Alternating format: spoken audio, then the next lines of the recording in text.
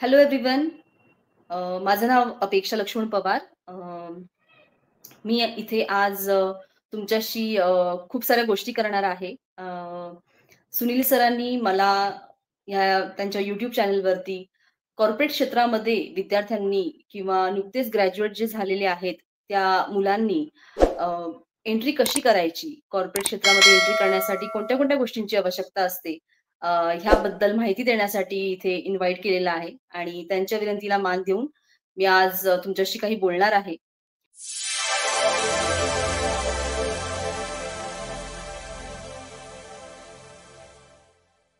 अ, सर्वप्रथम कॉर्पोरेट क्षेत्रामध्ये एंट्री कशी करायची ह्याबद्दल बोलण्यासाठी मला माझा स्वतःचा एक्सपिरियन्स शेअर करावासा वाटतो तुमच्या सगळ्यांबरोबर.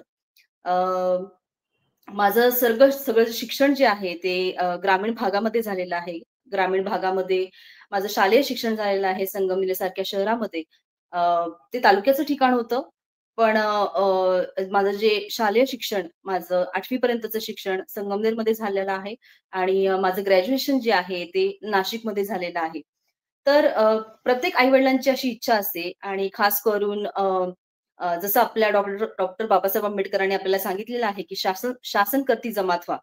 तर शासन करती जमात होण्यासाठी आपल्या आई-वडिलांनीच परंपरागत आलेलं जे ध्येय आहे एम-पी-एस-सी आणि यू-पी-एस-सी क्रॅक करून आपण शासन करती जमात व्हा. आंबेडकरांनी जे सांगितलेलं आहे त्याप्रमाणे. तशीच माझ्याही आई-वडिलांची इच्छा होती, की मी एम-पी-एस-सी आणि यू-पी-एस-सी ह्या एक्झाम देऊन त्या एक्झाम्स क्लिअर करून एक सरकारी नोकरीमध्ये पारंगत व्हावं किंवा सरकारी नोकरीमध्ये माझं ध्येय पुढे घडावं. पण ह्या सगळ्या गोष्टींमध्ये मला खूप महत्त्वाची गोष्ट सांगावीशी वाटते. अ, जसं आपल्या आई-वडिलांचं आपल्यावरती जे काही आपण देणं लागतो आणि आपले आई-वडील आपल्याला नेहमीच चांगलं मार्गदर्शन करत असतात.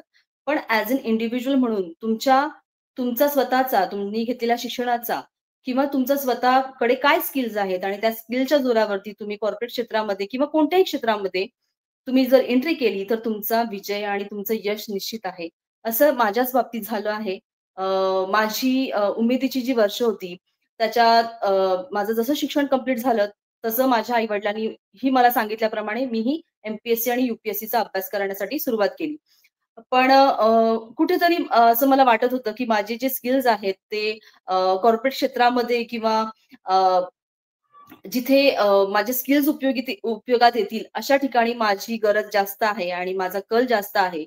तर मीही 1-2 वर्ष एम-पी-एस-सी, यू-पी-एस-सीचा अभ्यास करून आणि बट ऑब्व्हियसली एम-पी-एस-सी, यू-पी-एस-सी माझ्याकडनं क्लिअर नाही झाली. मी अटेम्प्ट दिले, 1-2 अटेम्प्ट दिले आणि नंतर मी प्रायव्हेट क्षेत्राकडे माझा मोर्चा वळवला. प्रायव्हेट क्षेत्रामध्ये, कॉर्पोरेटमध्ये एंट्री केल्यानंतर जसं मी सांगितलं आधी, माझं शिक्षण ग्रामीण भागातून झालेलं असल्यामुळे माझ्यासाठी खूप डिफिकल्ट होतं. पण I can say now that I am very well settle into a corporate sector now. So हा माझा इथपर्यंतचा प्रवास होता. तर जसं मी कॉर्पोरेट क्षेत्रामध्ये एंट्री केली, तसं मलाही वाटतं, की माझ्या अनुभवातून तुम्हाला थोडीशी माहिती देऊन त्यासाठी तुम्हाला सज्ज करण्याची जबाबदारी आज सरांनी मला इथे दिलेली आहे. सो आजच्या टॉपिकला धरूनच माझे 3 उद्दिष्ट आहेत. म्हणजे 3 वेगवेगळ्या संकल्पना आहेत. नुकतीच ग्रॅज्युएट झालेली मुलं जी आपल्या फ्युचरबाबत एकदम अभिज्ञ असतात आणि त्यांना माहीत नसतं आपलं करियर कसं घडवायचं किंवा आपले कोणते गोल्स आहेत. अ, ह्या मुलांसाठी मी थोडंसं बोलणार आहे, की त्या मुलांनी कोणत्या पद्धतीने आपल्या आयुष्याची किंवा आपल्या करियरची जडणघडण केली पाहिजे. त्यानंतर दुसरे जे आहेत ते ऑलरेडी कॉर्पोरेट क्षेत्रामध्ये काम करत आहेत, जॉबला आहेत आणि त्यांना आपल्या आत्ताच्या मध्ये म्हणजे नवीन पोझिशन किंवा हायर पोझिशनवरती कसं जाता येईल, ह्यासाठी मी थोडंसं बोलणार आहे. आणि दुसरं आहे आणि तिसरी गोष्ट आहे, की जे अ, आत्ता कॉर्पोरेट क्षेत्रांमध्ये नाहीयेत, पण त्यांना कॉर्पोरेट क्षेत्रामध्ये एंट्री करायची आहे. जे कोणता स्वतःचा बिझनेस करत आहेत किंवा कॉर्पोरेट क्षेत्राशी नाहीत, पण कॉर्पोरेट क्षेत्राशी त्यांना मिळतं-जुळतं असं काहीतरी काम ते आता करत आहेत, पण त्यांना कॉर्पोरेट क्षेत्रामध्ये एंट्री हवी आहे. तर अशा 3 विषयांवरती आज आपण बोलणार आहोत. तर पहिलं मी स्टार्ट करते नुकतीच ग्रॅज्युएट झालेली जी मुलं असतात, अ, तर ते कशी असतात आणि त्यांनी कॉर्पोरेट क्षेत्रामध्ये कसं एंट्री करायची असते. तर हे सांगण्यासाठी मला एक खूप छान उदाहरण तुम्हाला द्यावंसं वाटतं. ग्रामीण भागातून आलेल्या मुलांवरती किंवा शहरी भागातली ही ग्रॅज्युएट झालेली जी मुलं असतात, अ, त्यांना त्यांच्या ग्रामीण भागातून जी आलेली असतात, त्यांच्या बॉडी लँग्वेजचा त्यांच्यावरती अ, अ, अ, पूर्णपणे त्याच्यावरती छाप पडलेली असते. I tell you very frankly, जेव्हा मी शहरी भागामध्ये म्हणजे मुंबईमध्ये जेव्हा आली आणि माझ्यासमोर खूप मोठं चॅलेंज होतं, की कॉर्पोरेट क्षेत्रामध्ये एंट्री कशी मिळवायची. तर एंट्री मिळवण्यासाठी कोणताही इंटरव्ह्यू क्रॅक करण्यासाठी तुमच्यामध्ये तेवढे स्किल्स आहेत की नाही, हे तुम्ही तपासून घेतलं पाहिजे. आणि नुकतीच ग्रॅज्युएट झालेली मुलं जशी माझ्यासारखी आई-वडिलांचं अ, ऐकून किंवा आपल्याला जसं एक मार्ग आपला ठरवलेला असतो, की सरकारी नोकरी is the best thing to do and to go with the flow. तर आपण काय करतो, 1-2 वर्ष एम-पी-एस-सीचा अभ्यास करतो. काही जण मेन क्लिअर होतात, काही जण प्री क्लिअर होतात, मेन्स क्लिअर क्लिअर होतात, पण इंटरव्ह्यूमध्ये मार खातात. तर अशामध्येच मला सांगावसं वाटतं, की अशामध्येच एक चांगली 3-4 वर्ष मुलांची निघून जातात आणि मग नंतर त्यांच्याकडे पर्याय उरत नाही आणि आपल्या आयुष्याची एवढी महत्त्वाची वर्ष आपण जर आपला कल जिथे आहे तिथे न देता आपण दुसरीकडे आपली एनर्जी वेस्ट केली, तर नक्कीच ती तुमच्या करिअरवरती खूप मोठा परिणाम करते. आणि ह्यामुळेच नुकतेच ग्रॅज्युएट झालेल्या मुलांना माझं हे सांगणं आहे, की सर्वप्रथम तुम्ही तुमचा कल कोणत्या गोष्टीकडे आहे? तुम्हाला कॉर्पोरेट क्षेत्रामध्ये इंटरेस्ट आहे का? किंवा तुम्ही एम-पी-एस-सी, यू-पी-एस-सीचा अभ्यास करून तुम्ही ती जी पोस्ट आहे, की ती तुम्ही मिळवण्यासाठी समर्थ आहात का? हे तुम्ही तपासून घेणं खूप इम्पोर्टंट आहे. आणि मग त्यासाठी करायचं काय? तर जसा माझा एक्सपिरियन्स आहे, तसा तुमच्या बाबतीत न घडो यासाठी सर्वप्रथम एक खूप सोपा उपाय आहे. तुम्ही ग्रॅज्युएट झालेली मुलं जी असतात त्यांनी अ, एक पेपर आणि पेन घ्यायचा. आपली 10 आपल्या आयुष्याची उद्दिष्ट लिहायची आणि त्या उद्दिष्टांप्रमाणे मार्गक्रमण करण्यासाठी आपल्याला काय हवं आहे, ह्याचा विचार करायचा. तर याच्यासाठी उदाहरण देण्यासाठी मी सांगेल, एखाद्या व्यक्तीला जर समजा घर घ्यायचं असेल, तर घर घेण्यासाठी कशाची गरज असते? तर घर घेण्यासाठी असते इन्कमची. इन्कमची गरज असते कारण अ, माहीत असतं तुम्हाला, की ह्या फ्लॅटची किंमत इतके रुपये आहे आणि त्यासाठी आपल्याकडे इतका डाउन पेमेंट असायला हवा आणि त्यानंतर येणारा जो ई-एम-आय आहे, प्रत्येक महिन्याला येणारा ई-एम-आय तो आपल्याला भरण्यासाठी आपण कपॅबल आहोत का? आपल्याकडे तेवढी रक्कम महिन्याला येणार आहे का? हे सगळं घर घेणारा व्यक्ती विचार करतो. Same applicable to you guys. नुकतेच ग्रॅज्युएट झालेली जी मुलं आहेत, त्यांच्यासाठी खूप महत्वाचा टास्क आहे, की त्यांना कॉर्पोरेट क्षेत्रामध्ये एंट्री करण्यासाठी are they completely fine with the corporate sector or they wanted to pursue MPSC, UPSC हे तुम्ही जाणून घेणं खूप इम्पोर्टंट आहे. आणि त्यासाठीच ही उद्दिष्ट कागदावर लिहिणं आणि त्याप्रमाणे मार्गक्रमण करणं हे is the best thing for you. जसं मी कॉर्पोरेट क्षेत्रामध्ये जेव्हा एंट्री केली होती, तर मी माझं शिक्षण मराठी मीडियममधून झालेलं आहे ऑफ आणि अ, अ, तर इंग्लिशमध्ये बोलण्यासाठी किंवा इंटरव्ह्यू क्रॅक करण्यासाठी it was a very difficult task for me. पण जसं मी सांगितलं माझं उद्दिष्ट मला माहीत होतं, मला काय करायचं आहे माझ्या लाईफमध्ये. मी माझी उद्दिष्ट कागदावरती लिहून घेऊन त्यांची प्रायोरिटी ठरवली होती आणि त्या उद्दिष्टांच्या सहाय्याने माझ्यामध्ये मी स्वतःला बूस्ट केलं आणि इंटरव्ह्यूला विचारले जाणारे प्रश्न याचा आपण अ, व्यवस्थित अभ्यास करून एखाद्या इंटरव्ह्यूला पूर्ण तयारीनिशी आपण जर गेलो, तर मला नाही वाटत की समोरची किंवा समोरची जी इंटरव्ह्यू घेणारी व्यक्ती असेल, अ, ती आपल्या इंटरव्ह्यूसाठी कोणताही चॅलेंज बनू शकते. तर माझ्या लाईफमधला जो माझा पहिला जॉब होता, त्या जॉबमध्ये जेव्हा मी इंटरव्ह्यूला गेलेली, uh, uh, you know I was literally I have learned everything and I have given the interview in a confident way. Okay. So इंटरव्ह्यूची तयारी कशी करायची हे मी तुम्हाला आता जस्ट सांगितलं. कारण इंटरव्ह्यूची तयारी करताना आपल्याला येणारे क्वेशन्स काय-काय आहेत याचा विचार केला पाहिजे. कोणत्या कंपनीसाठी आपण इंटरव्ह्यू करण्यासाठी जात आहोत, त्या कंपनीची बेसिक माहिती आपल्याला असायला हवी आणि ही इंटरनेटच्या माध्यमातून तुम्ही कोणत्याही कंपनीच्या वेबसाईटवरती जाऊन ज्या कंपनीच्या इंटरव्ह्यूसाठी तुम्हाला जायचं आहे, त्या वेबसाईटवरती अबाउट मी और होम पेज याच्यावरती कंपनीची बेसिक माहिती दिलेली असते. तर आणि आपण कोणत्या जॉब रोलसाठी अप्लाय केलेला आहे, त्या जॉब रोल संबंधी थोडीशी माहिती किंवा कोणते की स्किल्स त्याच्यासाठी आवश्यक आहेत, हे इंटरव्ह्यूची तयारी करताना जाणून घेणं खूप इम्पोर्टंट आहे.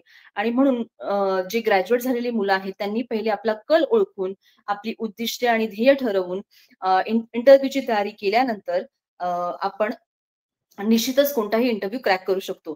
आणि uh, uh, uh, I will tell you my experience जेव्हा माझा पहिला इंटरव्ह्यू होता. आय वॉज व्हेरी स्केअर्ड कारण मला इंग्लिश बोलता येत नव्हतं.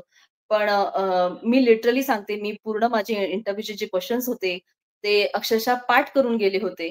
About my self, about my previous experience.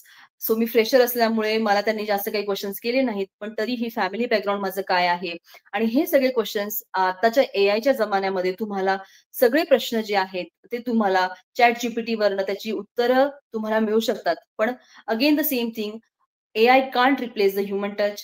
So कधी पण तुम्ही एआय वरनं कोणतीही प्रश्नांची उत्तरं तुम्ही किंवा इंटरव्ह्यूचे प्रिपरेशन कसं करायचं, इंटरव्ह्यूचे क्वेशन्स काय-काय असतात, ह्याच्याबद्दल जर तुम्ही एआयला विचारलं, तर एआय मशीन सारखी उत्तरं तुम्हाला देणार.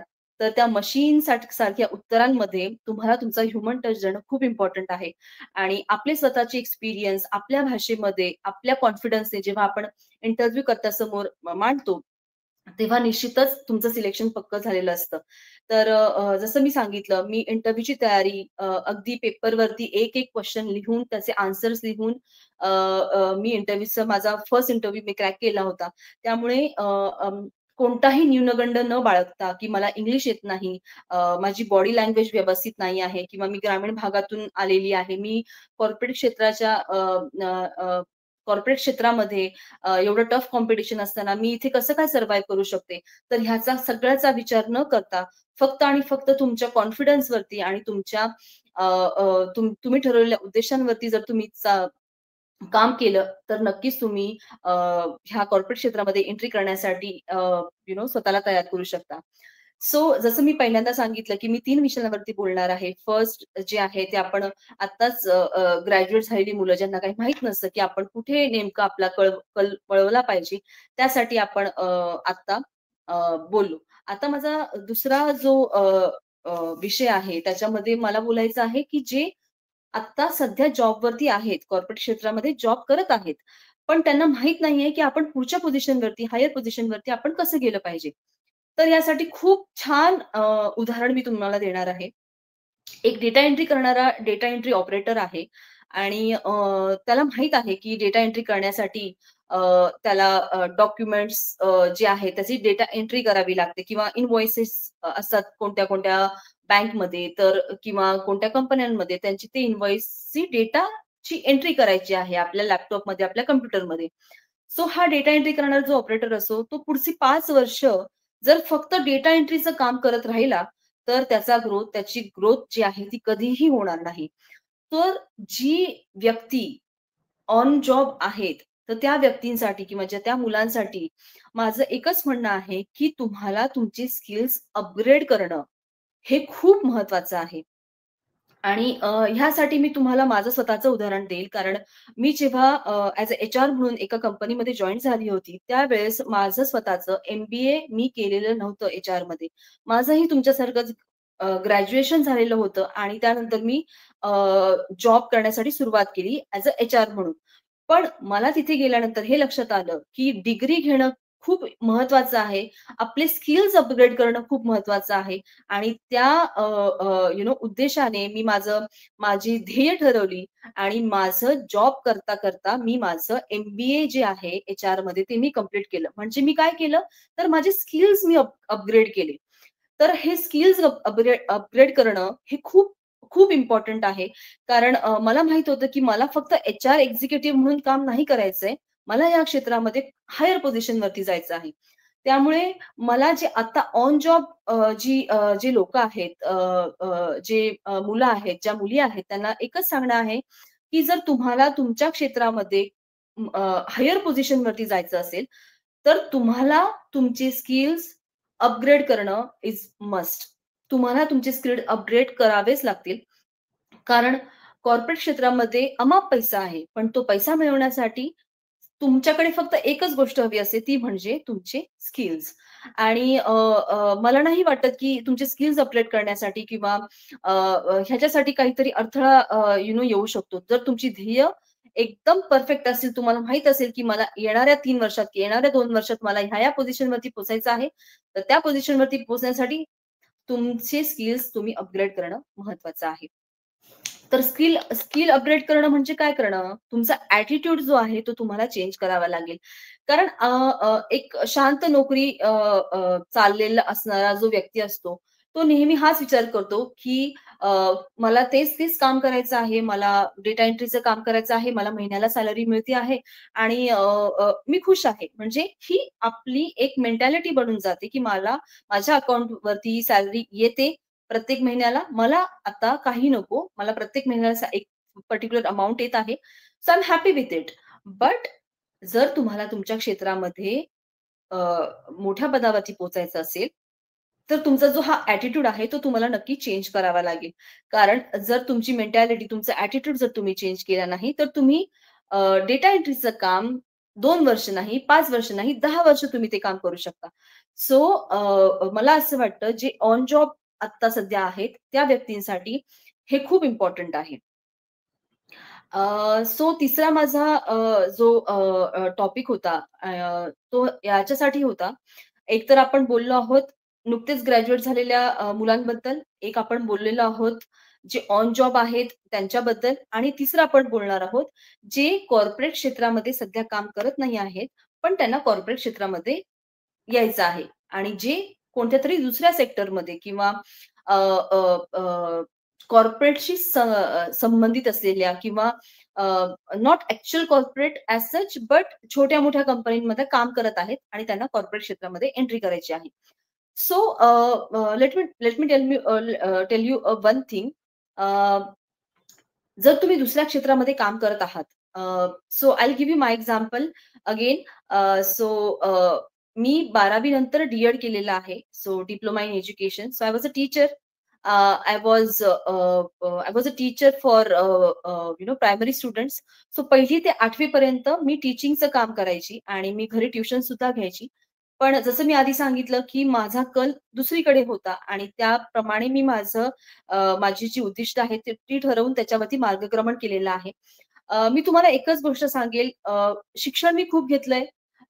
पण जसं मी सांगितलं, की शिक्षण कधीही वाया जात नाही. अ, त्यामुळे कुठे ना कुठे, कोणत्या ना कोणत्या क्षेत्रामध्ये तुम्हाला ते शिक्षण तुमचं उपयोगी पडतं. सो माझं डी-एड झाल्यानंतर मला कॉर्पोरेट क्षेत्रामध्ये एंट्री करण्यासाठी अ, काय स्ट्रगल करावा लागला किंवा काय स्ट्रगल मी केला किंवा कोणती स्किल्स अपग्रेड केली. तर आपलं एक स्वतःचं बसलेलं एक क्षेत्र सोडून कॉर्पोरेटमध्ये एंट्री करण्यासाठी जी अशी अशी जी मुलं आहेत, तर त्यांनी काय करायला पाहिजे? तर जसं मी सांगितलं टीचिंगचे स्किल्स वेगळे होते आणि कॉर्पोरेट क्षेत्रामधले स्किल्स तुमचे वेगळे असतात किंवा तुम्ही कोणत्याही एखाद्या कारखान्यामध्ये एखादा कारखान्यामध्ये काम करणारा कामगार आहे आणि त्याला कॉर्पोरेटमध्ये एंट्री करायची आहे, तर त्याचे स्किल्स काय असेल किंवा त्याला त्याचे स्किल्स कसे चेंज करावे लागतील. तर अगेन द सेम थिंग, तुम्हाला माहिती पाहिजे तुमचा कल जर तुम्ही ठरवलंय, की तुम्हाला कॉर्पोरेट क्षेत्रामध्ये एंट्री करायची आहे, तर तुम्हाला येणारी अपॉर्च्युनिटी तुम्हाला ग्रॅब केली पाहिजे. आणि असं नाही आहे, की एखाद्या इंटरव्ह्यूमध्ये तुम्ही फेल होता. हीच कन्सेप्ट पूर्णपणे चुकीची आहे, की इंटरव्ह्यूमध्ये फेल झालो. तर ही कन्सेप्ट कशी चुकीची आहे, तर ह्याचं मी तुम्हाला एक 2 मिनिटामध्ये मी याचं तुम्हाला एक एक्झाम्पल देणार आहे. तर कसं असतं प्रत्येक पोझिशनसाठी कॉर्पोरेट क्षेत्रामध्ये एक की skills, job description, job responsibilities ठरवलेल्या असतात. जर तुम्ही इंटरव्ह्यूसाठी जाता, तर तुम्ही त्या जॉब रिस्पॉन्सिबिलिटी आपण त्या जॉब रिस्पॉन्सिबिलिटी पेलू शकतो की नाही किंवा आपल्यामध्ये ते की स्किल्स आहेत की नाही, ह्याचा तुम्ही पहिले विचार करायला हवा आणि जर विचार केला, किंवा रँडम ॲप्लिकेशन्स किंवा रँडम तुम्ही कोणत्याही जॉबसाठी अप्लाय करत असाल, तर ती गोष्ट पूर्णतः चुकीची आहे. रँडम तुम्ही एखाद्या जॉबसाठी जर तुम्ही अप्लाय केलं, तर तर तुम्हाला तुमचं सिलेक्शन होणं खूप डिफिकल्ट आहे. कारण तिथे तुम्हाला गेल्यानंतर तुम्हाला त्या जॉब रिस्पॉन्सिबिलिटीज किंवा बेसिक तुम्हाला क्वेशन जर तुम्ही आन्सर करता तुम्हाला नाही आले, तर तुम्ही त्या इंटरव्ह्यूमध्ये फेल होता. पण इंटरव्ह्यूमध्ये फेल होण्यासाठी तुम्हाला क्वेशन्सची आन्सर्स आली नाहीत, म्हणून तुम्ही फेल होता का? तर नाही. तुम्ही फेल होता कारण तुमच्याकडे ती की स्किल्स त्या स्पेसिफिक जॉब रोलसाठी लागणारे की स्किल्स तुमच्याकडे नाहीयेत. म्हणून तुम्ही तो इंटरव्ह्यू क्रॅक करू शकत नाहीत. सो इंटरव्ह्यूमध्ये फेल होणं किंवा अ, म्हणजे 4 मुलांमधून फक्त एका मुलाचं सिलेक्शन होणं. तर ही गोष्ट ह्यासाठी आहे कारण त्या जॉब रोलसाठी लागणारे की स्किल्स, त्या जॉब रोलसाठी लागणारे जॉब रिस्पॉन्सिबिलिटीज ती तुमच्याकडे नाहीयेत आणि म्हणून तुम्हाला तिकडे डावललं जातं. त्यामुळे जेव्हा कधी कुठेही कोणत्याही क्षेत्रामधून कॉर्पोरेट क्षेत्रामध्ये एंट्री करण्यासाठी कोणताही पहिला बेसिक जो आपण क्रायटेरिया आहे तो तपासून घेतला पाहिजे. माझं एज क्रायटेरिया त्याच्यामध्ये बसतंय का? माझ्या ग्रोथ अपॉर्च्युनिटीज कोणत्या-कोणत्या आहेत? मला किती वेळासाठी ह्या पोझिशनवरती राहून माझे स्किल्स अपग्रेड करून मला पुढच्या पोझिशनवरती लवकरात लवकर जाता येईल. ह्या सगळ्या गोष्टींचा विचार करून तुम्हाला हवा असलेला जॉब रोल आणि तुम्ही त्याच्यामध्ये फिट होतात की नाही, हे ठरवूनच एखाद्या जॉब रोलसाठी किंवा एखाद्या पोझिशनसाठी तुम्हाला अप्लाय करायचं आहे. आणि ते अप्लाय केल्यानंतर तुम्हाला इंटरव्ह्यूची तयारी करायची आहे. जी मी आधी सांगितली तशीच तयारी तुम्हाला करायची आहे. तुम्हाला कॉर्पोरेट क्षेत्रामध्ये एंट्री करण्यासाठी uh, it is very difficult because इथे कॉम्पिटिशन खूप आहे आणि मला नेहमीच असं वाटत आलेलं आहे, की आपल्या समाजातील मुलांना नेहमी न्यूनगंड असतो. अ, अ, आप ह्या क्षेत्रामध्ये मी आता गेली 9 वर्ष काम करते आहे आणि मला खूप कमी आपल्या समाजातील मुलं ह्या क्षेत्रामध्ये किंवा कॉर्पोरेटमध्ये त्यांचं धाडस दिसतं, की इथे येऊन काम करून अ, अ, पैसे मिळवायचे हे धाडस दिसतं. वडिलोपार्जित चालत आलेला बिझनेस सांभाळणं किंवा अ, एम-पी-एस-सी, यू-पी-एस-सी करून मी असं म्हणत नाही की ते करू नका किंवा ते क्षेत्र तुम्ही निवडू नका. पण तुमचा कल कुठे आहे हे हे जाणून घेणं खूप इम्पोर्टंट आहे आणि करिअरच्या एकदम तुमच्या स्टार्टिंगच्या टप्प्यामध्ये हे जर तुम्ही ठरवलं, तर तुमची जी उमेदीची वर्ष आहे ती नक्कीच वाया जाणार नाहीत. त्यामुळे कधीही करिअरचा विचार करताना, करिअर निवडताना, कॉर्पोरेट क्षेत्रामध्ये एंट्री करताना, तुम्हाला स्वतःचे स्किल्स अपग्रेड करणं, तुम्हाला स्वतःची बॉडी लँग्वेज सुधारणं, तुम्हाला स्वतःच्या हिमतीवरती काम करणं, तुमची उद्दिष्ट ठरवणं, तुमच्या प्रायोरिटीज ठरवणं, हे खूप आणि खूप इम्पोर्टंट आहे. So again if you are taking as a challenge corporate क्षेत्रामध्ये एंट्री करण्याचं जर तुम्ही चॅलेंज जर तुम्ही स्वीकारलं, तर मला नाही वाटत की हे एखाद्यासाठी खूप कठीण गोष्ट असते. कारण मला नेहमीच असं वाटत आलेलं आहे की जेव्हा तुम्ही तुमची उद्दिष्ट आणि ध्येय ठरवता आणि त्याप्रमाणे मार्गक्रमण करता, तर तुमचा विजय निश्चित असतो. अ, अ, मी माझं स्वतःहून हे उदाहरण यासाठी देते कारण जेव्हा मी कॉर्पोरेट क्षेत्रामध्ये एंट्री केली, जसं मी तुम्हाला सांगितलं, की मी पहिल्यांदा माझं एम-बी-ए केलं एच-आरमध्ये. एच-आरमध्ये एम-बी-ए करत असताना जेव्हा मी नवीन जॉबवरती जेव्हा आता ज्या ठिकाणी मी जॉब करत आहे, तिथे मला कंप्लेंट्स आणि ग्रीव्हन्स हँडलिंगचा एक रोल दिलेला आहे आणि कंप्लेंट्स आणि ग्रीव्हन्स हँडलिंग मी आधीच्या कंपनीमध्येही कंप्लेंट्स आणि एम्प्लॉईजच्या कंप्लेंट्स आणि ग्रीव्हन्स हँडल करत होते. तर मला असं कुठेतरी जाणवलं, की कंप्लेंट्स आणि ग्रीव्हन्स हँडल करण्यासाठी मला लीगल नॉलेजची कुठेतरी गरज आहे आणि म्हणून मी माझं एल-एल-बी कंप्लीट केलं. तर मागच्या 2 वर्षामध्ये मी मागच्याच वर्षी माझं एल-एल-बी कंप्लीट होऊन मला सनद मिळालेली आहे. सो मी स्वतःला माझ्या नॉलेजनुसार, माझ्या एक्सपिरियन्सनुसार, माझ्या जॉबच्या रिक्वायरमेंटनुसार स्वतःला अपग्रेड करत आहे आणि मला असं वाटतं, this is the best thing for any individual to upgrade yourself.